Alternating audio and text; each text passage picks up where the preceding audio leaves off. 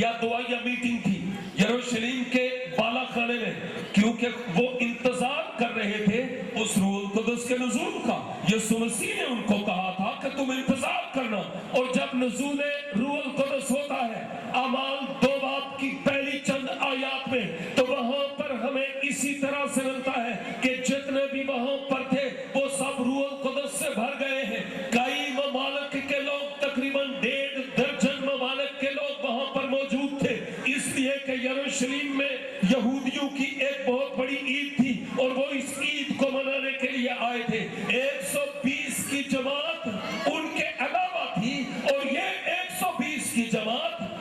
بالا خانے میں خداوند کے حضور دعا کرتی تھی اس روح القدس کے نزول کے لیے، اس پریئر میٹنگ۔ لیکن جب 10 دن کے بعد اس دعائیہ میٹنگ کے بعد روح القدس کا نزول ہوتا ہے اور سب روح القدس سے بھر جاتے ہیں، لیکن ایک بات میں آپ کو بتاؤں، باقی 119 کی بابت مجھے اس وقت پتہ نہیں ہے کہ وہ کہاں گئے، اور ٹائم بھی نہیں ہے، لیکن اتنا ضرور بتاؤں گا کہ یہ جو 120واں تھا جس کا نام پترس تھا، اعمال کی کتاب کو اگر 2 حصوں میں تقسیم کیا جائے، پھاڑ کے نہیں، ابواب کے اعتبار سے، تو پہلے حصے میں جو شخصیت نظر آتی ہے وہ پترس ہے، دوسرے حصے میں وہ شخصیت نظر آتی ہے جو پہلے مخالف مسیح تھا، اس کا نام ساؤل تھا، لیکن اب مسیح کا جب وہ پیروکار ہوا تو وہ پولس بن گیا۔ پہلے حصے میں پترس اور دوسرے میں پولس، گویا پہلے حصے کی ہم بات کرتے ہیں، پترس کھڑا ہوا ان 120 لوگوں کی جماعت میں سے، باقیوں کا یہاں پر ذکر نہیں کہ انہوں نے کیا کیا، لیکن یہ پترس جو اس سے پہلے یسوع مسیح کے بارے میں 3 دفعہ کہہ چکا تھا، میں اس کو نہیں جانتا، لیکن اب جب روح القدس کا نزول ہوا تو اس کے بعد وہی پترس اٹھا، اور اس نے یہ نہیں سوچا کہ یہ لوگ تو وہی ہیں جنہوں نے کچھ عرصہ پہلے میرے مالک، میرے آقا، میرے خداوند کو صلیب دے دی تھی، اور یہ لوگ مجھے بھی نہیں چھوڑیں گے، بہتر ہے کہ میں اپنے منہ پر ٹیپ لگا لوں۔ نہ پترس نے یہ نہیں سوچا، کیونکہ پترس ابھی جانتا تھا کہ روح القدس کا نزول ہو چکا ہے، اور اب جب روح القدس کا نزول ہوا تو وہ کھڑا نہیں رہ سکا، وہ اب اس لائق ہو گیا، تیار ہو گیا، دلیر ہو گیا، وہ قوت اس میں آ گئی ہے، ہمت مردہ اس میں آ گئی ہے کہ اب وہ گواہی دے، اور وہ سارے اس یروشلم میں اتنے بڑے جمع غفیر کے سامنے کھڑا ہو کر کہتا ہے، اور تم نے جس یسوع کو مصلوب کیا، خدا نے موت کے بند کھول کر اس کو مردوں میں سے جلایا۔ ہاللویا! چنانچہ یہ بات جب پترس ان لوگوں سے کہتا ہے، بڑی طویل بات ہے، بڑی طویل، لیکن یہ جو ہماری کلیدی اور مرکزی آیت ہے، اس سے روزہ پروگرام کی، اس آیت میں پترس سے وہ لوگ جب کلام سننے کے بعد وہ پوچھتے ہیں کہ ہم کیا کریں کہ نجات پائیں۔ آپ اندازہ کریں کہ کتنے غور سے انہوں نے کلام سنا ہوگا، سو کے نہیں، آنکھاں کھول اور کان بھی، کہ کتنے غور سے انہوں نے سنا ہوگا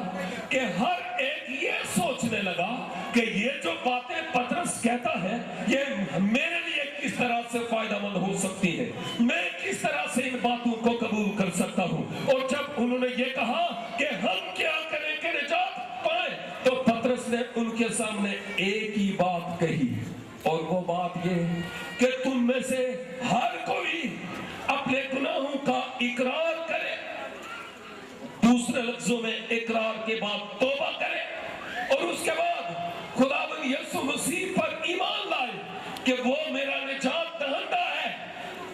اور بپتسمہ لے۔ تو پترس ان کو کہتا ہے اس کو روح القدس انعام میں ملے۔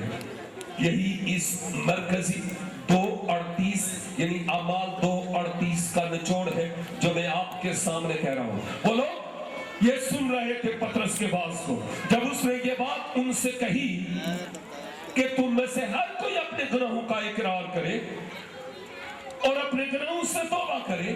یسوع مسیح پر ایمان لائے، تو تم روح القدس انعام میں پاؤ گے۔ یہ بات وہ سب سن رہے تھے، ہر ایک یہ سوچ رہا تھا کہ میں کس طرح سے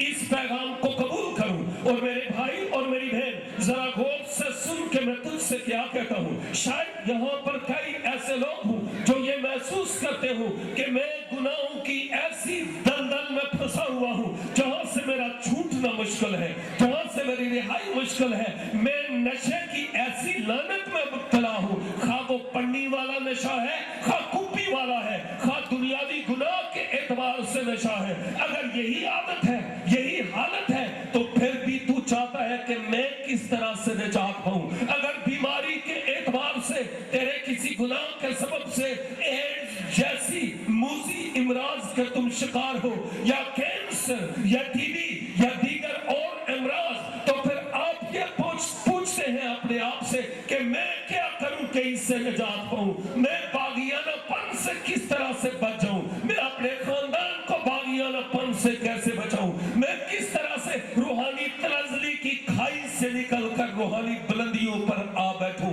तो मेरे अजीज भाई और मेरी बहन, 2000 साल पहले जो पैगाम पतरस ने दिया है, लगभग सेम वही पैगाम आप मेरे लिए और आपके लिए भी है। खुदा का पाक रूह आज इस पतरस को इस्तेमाल कर रहा है, इस खादिम को इस्तेमाल कर रहा है, और आपसे जो ये बात महसूस करते हैं कि मैं किस तरह से अपना दामन इन चीजों से बचाऊं, मैं किस तरह से अपनी पोशाक की हिफाजत करूं, मैं किस तरह से बुरी आदत से बचूं, मैं किस तरह से गुनाह जो दुश्मन है उससे रिहाई पाऊं, मैं किस तरह से बागियानापन से आजाद हूं। तो जवाब वही है जो पतरस ने दिया, और वो ये है, तुम अपने गुनाहों का इकरार करो और अपने गुनाहों से तौबा करो, और सलीब पर काम जो तुम्हारे गुनाहों के लिए हुआ है उसको तुम अपने आप के लिए कबूल करो। तो फिर गुनाहों की मुआफी, हमेशा की जिंदगी, रूह कुद्स, आसमान की तमाम तरह की बरकत तेरे लिए है। और ये खुदा के कलाम की बात है जो मैं आपके साथ शेयर कर रहा हूं। ये मेरी अपनी कोई तखलीक या मेरी अपनी कोई तालीम नहीं है। इसलिए मेरी भाई और मेरी बहन, इस बात को जरा गौर से सुन कि अगर यहाँ पर कुछ ऐसे लोग हैं, माज़ी रफ्ता में कई बार कलाम सुना लेकिन अभी तक अपनी जिंदगी खुदावंद यीशु मसीह को नहीं दी, तो फिर इस वक्त को अपने हाथ से ना जाने दीजिए, क्योंकि ये एक अहम तरीन वक्त है जब अपनी जिंदगी को हम खुदावंद यीशु मसीह के सुपुर्द कर सकते हैं। सिर्फ एक सवाल पूछते हुए मैं इख्तिताम करूंगा और दुआ करूंगा, और